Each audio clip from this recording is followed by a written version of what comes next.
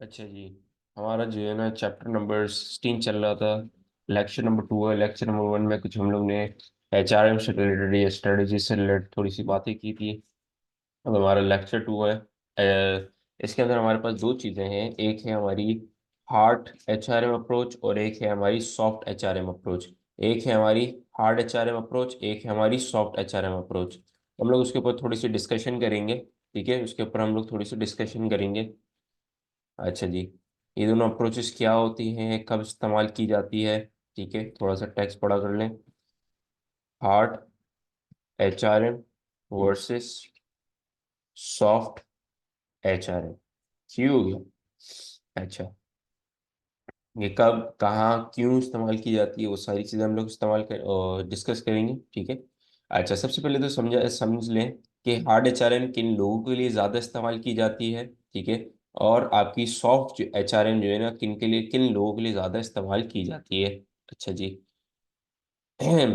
अच्छा, hard H R M approach जो है, आप ज़्यादातर जो है ना पेरिफेरल्स एम्प्लॉय के लिए जो है ना इस्तेमाल करते हो। एक बड़ा फैंसी नाम है अनस्किल्ड एम्प्लॉयज का। ठीक है। पेरिफेरल्स लेबर के लिए आप इस्तेमाल कर रहे हो। ठीक है, या पेरिफेरल एम्प्लॉयज के लिए इस्तेमाल कर रहे हो, जो कि बेसिकली कौन होते हैं? अनएम्प्लॉय और अनस्किल्ड लेबर्स होते हैं आपके। ठीक हो गया।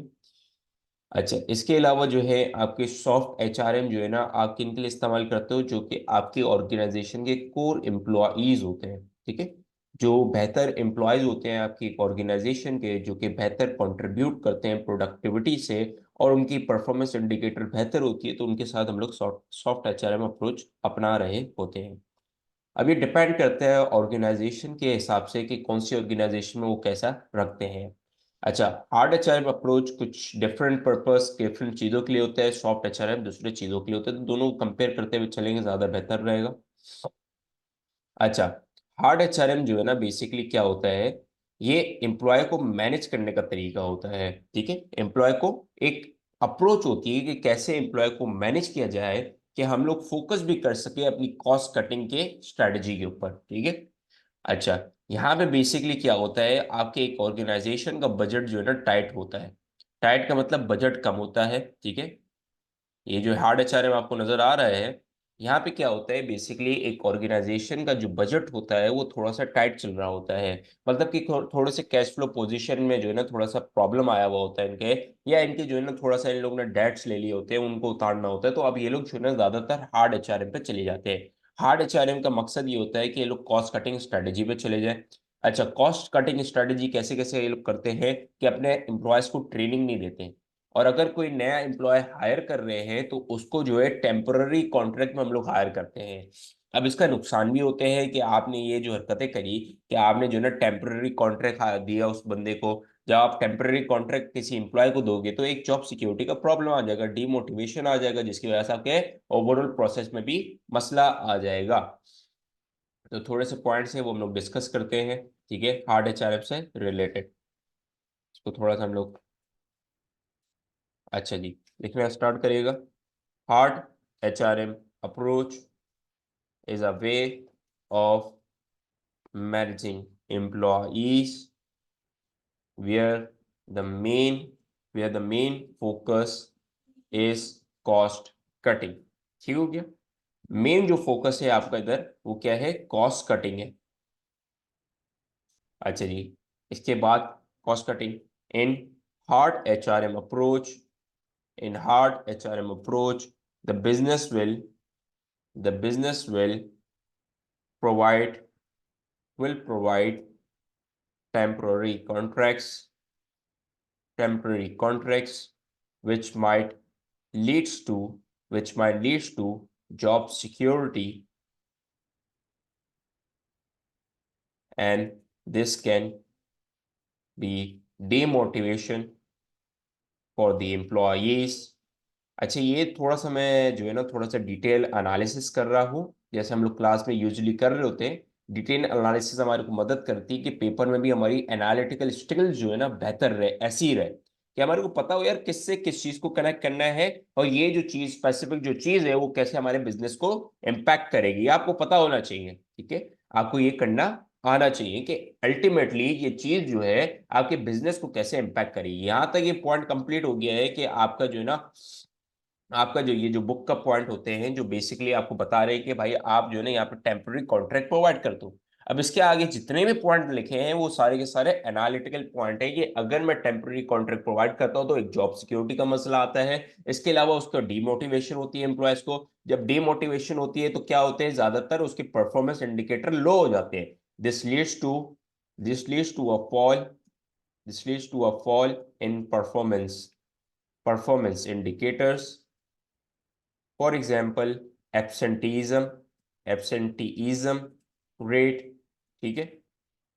एब्सेंटीज्म रेट आपका जो है ना, एक जो है ना एग्जाम्पल है, ठीक है, एक एग्जाम्पल है एब्सेंटीज्म रेट आपकी परफॉर्मेंस इंडिकेटर की। परफॉर्मेंस इंडिकेटर में और भी चीज आती है जैसे कि प्रोडक्टिविटी कितनी है भाई आपकी, ठीक होगी, ये सारी चीजें आती है।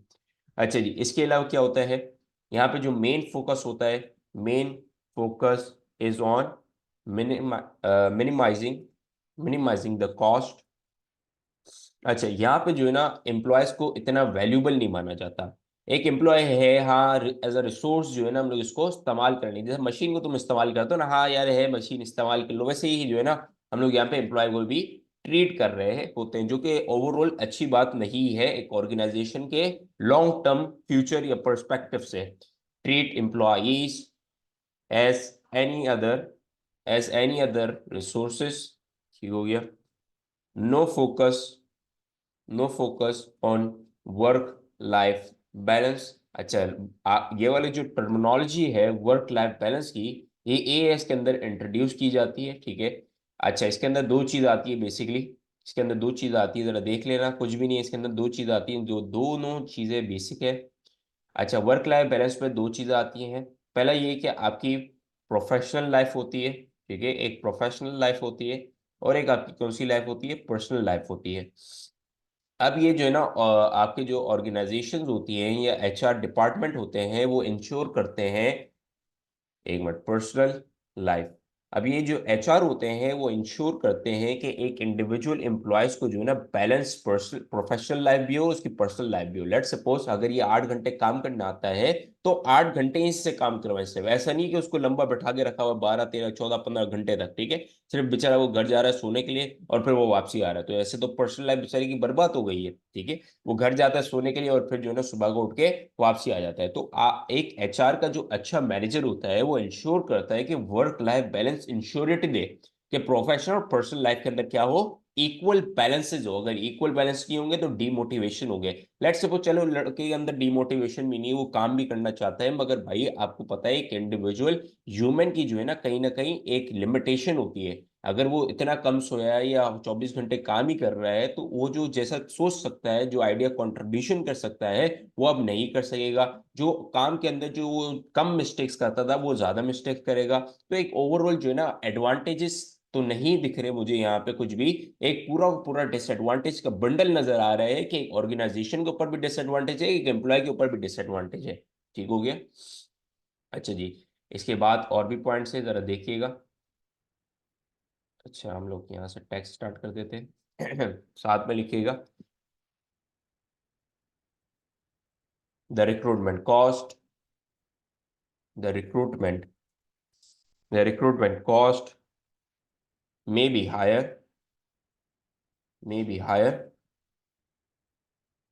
it might it might seem unethical and might attract attention of pressure groups, ठीक हो गया। अच्छा, यहाँ पे रिक्रूटमेंट कॉस्ट क्यों हायर होगी, क्योंकि हर 2 3 4 5 या महीने बाद 2 महीने बाद जो है ना एक ग्रेटर अमाउंट ऑफ एम्प्लॉय जो है आपके ऑर्गेनाइजेशन छोड़ के जा रहे होंगे। सिर्फ आप जो है ना ये सोच रहे हो कि कुछ ही एम्प्लॉय छोड़ के जाएंगे, बल्कि एक ग्रेटर अमाउंट ऑफ एम्प्लॉय जो है ना आपके ऑर्गेनाइजेशन को छोड़ के जाएंगे, क्योंकि आप जो है कॉस्ट कटिंग स्ट्रेटेजी पे चल रहे हो, वर्क लाइफ बैलेंस भी प्रोवाइड कर रहे हो, हमारे को एज अ टेम्पररी कॉन्ट्रैक्ट नए एम्प्लॉय को भी हायर कर रहे हो। तो ओवरऑल जो है ना एक बड़ा सा जो है ना ग्रेटर इम्पैक्ट आएगा एक बिजनेस के ऊपर, एक अगर वो हार्ड एचआरएम स्ट्रेटेजी को चलाता है। अच्छा, अब सॉफ्ट एचआरएम क्या है, ठीक है। सॉफ्ट एचआरएम बेसिकली हम लोग कोर एम्प्लॉयज के साथ रखते हैं, या ऑर्गेनाइजेशन के ऊपर डिपेंड करता है कि भाई वो सारे एम्प्लॉयज के साथ ही सॉफ्ट एचआरएम चला रहा हो। तो सॉफ्ट एचआरएम भी जो है ना एक मैनेजिंग एम्प्लॉय का जो है ना तरीका होता है कि कैसे आप जो है ना अपने एम्प्लॉय को मैनेज करोगे, ठीक है। मगर इस दफा जब आप मैनेज करोगे तो आप अपने एम्प्लॉय को एज अ एसेट मानोगे। एसेट माने तो एक वैल्यूबल चीज मानोगे, उसको ओवर द टाइम उसको डेवलप करवाओगे। एम्प्लॉय को आप ट्रेनिंग में भेजोगे, उसको different different organisation different webinars में भेजोगे, उसको डिफरेंट जगह भेजोगे कि वो ज्यादा से ज्यादा नॉलेज लेके आए। जब एक एम्प्लॉय नॉलेज लेके आएगा तो वो ज्यादा से ज्यादा आइडिया कंट्रीब्यूशन करेगा, तो इन फ्यूचर हमारा बिजनेस का प्रोडक्टिव जो है ना प्रोडक्टिविटी जो है वो ओवरऑल इंक्रीज हो सकती है, क्योंकि ये लड़का हमारे को ऐसे आइडियाज प्रोवाइड करेगा। और आइडिया कैसे आएंगे? जब ये डिफरेंट जगह जा जाके जो है ना अटेंड करेगा। तो ये जरा चीज देखना, soft HRM approach is a way of managing the way of managing employees where a business considers their employee as assets, and they are being developed developed, so they are motivated to work hard and stay with the business। ठीक हो गया। अच्छा जी, आगे बढ़ रहे हैं।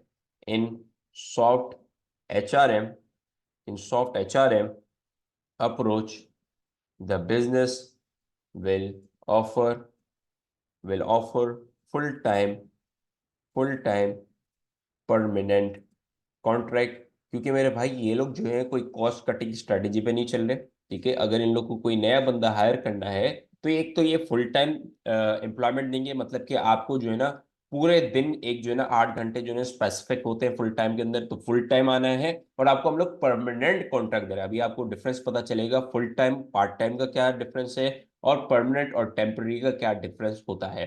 तो एक फुल टाइम परमानेंट कॉन्ट्रैक्ट देगा, मतलब कि फुल टाइम मतलब कि एक जो है ना हफ्ते के अंदर आपको डेडिकेटेड टाइम पीरियड देना होगा ऑर्गेनाइजेशन को। और परमानेंट का मतलब जब तक कि आपको हम लोग डिसमिस ना कर दे, जब तक कि हम आपको रिडंडेंट ना कर दे, जब तक आप हमारे पास काम करते रहोगे। ठीक हो गया।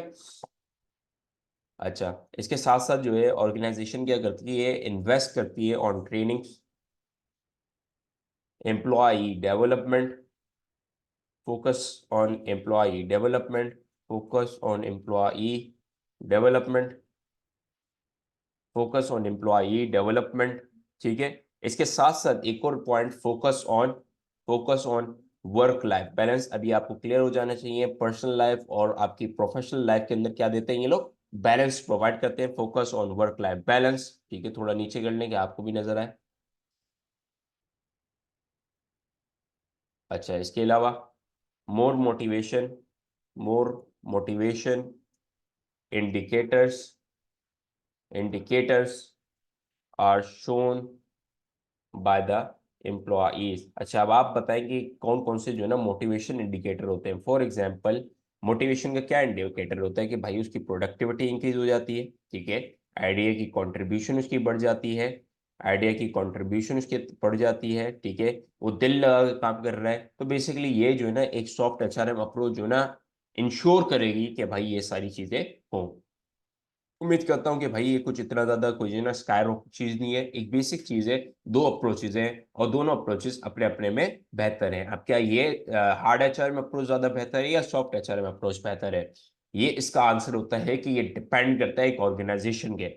अगर एक ऑर्गेनाइजेशन के ऊपर जो है कैश फ्लो कोई प्रॉब्लम आए हुए हैं या कोई एक फर्दर जो है ना एक बड़ा सा फाइनेंशियल उसके अंदर जो है ना डिस्ट्रेस हुआ हुआ है, तो भाई हार्ड एचआरएम बेहतर है उसके लिए।